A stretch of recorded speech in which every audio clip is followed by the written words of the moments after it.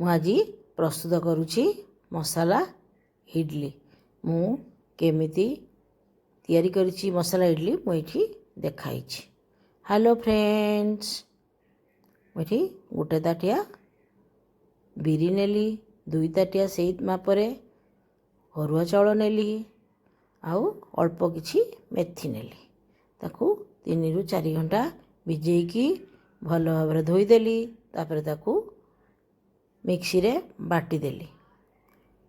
Mixie रे बाटिकी मु गोटे राति रे बाटी देली। ता पर दिन सकाळे मुठी करिछि। मो बैटर देखंतु केते सुंदर होईछि, पूरा फुली जाईछि बैटर, आ खट्टा भी जमा हेइनी। तापरे ते सुंदर होईछि, बैटरटा बहुत फ्लफी होईछि।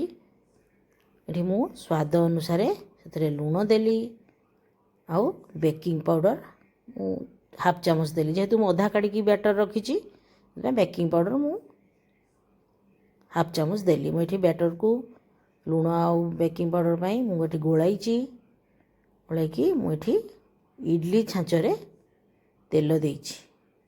रिफाइन तेल देकी ब्रश साहाय्य इडली छाँचरे मुझे चारिआडे तेल मारी। जेपरी तेल लगईदेले माने इडली भल भाव उठी आसो। ना आम गोटे कपड़ा भी धड़ा कपड़ा कि किसी कपड़ा पकईकी पतला आम कटन कपड़ा देकी भी करें। मुझे गोटे छोटू इडली छाँच रखी, से इडली छाँच मुझे बैटर भी देइछि।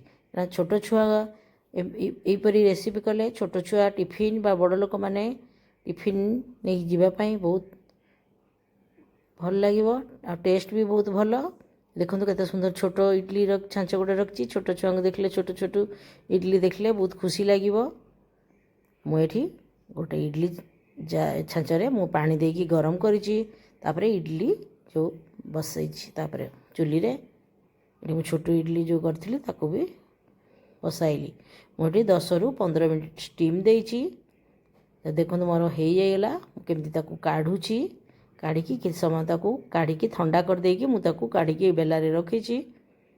टिके ठंडा हो जाइछि, गरम गरम काढ़ी हेबनी, सब भांगी जीव।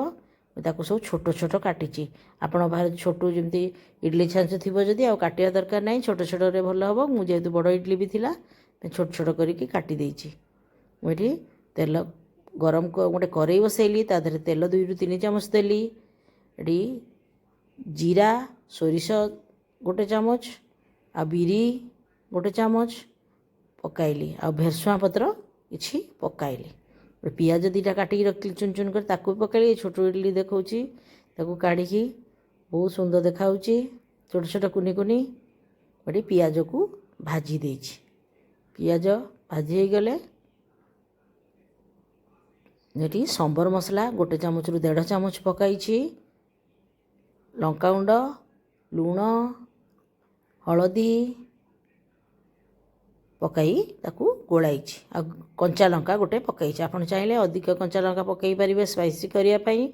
जे छोट छुआ खाइबे न खाइबे राग लगे से अनुसार पकेबे। मुझे आमचूर पाउडर गोटे चामच पकाई। पकाई गोले सारी मुझे जो छोट छोट काटिकी पीस करके रखी थी इडली को पकाइली। से भी टिके ब्लैक सॉल्ट बा बीट लूण टिके मु पकाई। आपड़ एमती बनईकी छोट छोट टिफिन दे पारिबे। मो चैनल को लाइक करेंगे, नुआ होइतले सब्सक्राइब करेंगे, बेल आइकन को मारिबे। मते सपोर्ट कले मु बहुत नुआ नुआ रेसिपी उड़िया रे मु देखाइबी।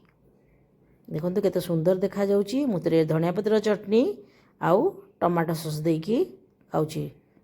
आपण सही परी किछि किछि चटनी, नडिया चटनी आ किछि चटनी करिकि भी खाई परिबे, बहुत सुंदर लागिबो।